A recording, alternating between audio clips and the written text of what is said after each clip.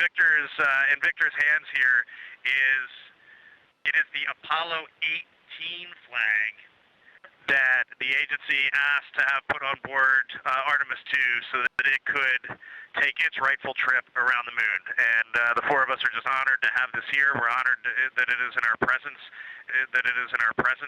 and we are honored to carry the torch from Apollo through Skylab, through the space shuttle, through our beloved International Space Station, and now back further than humans have ever gone, around the far side of the moon, and safely home back to Houston. So we just wanted to share this with you because it needed to be shared. Thanks.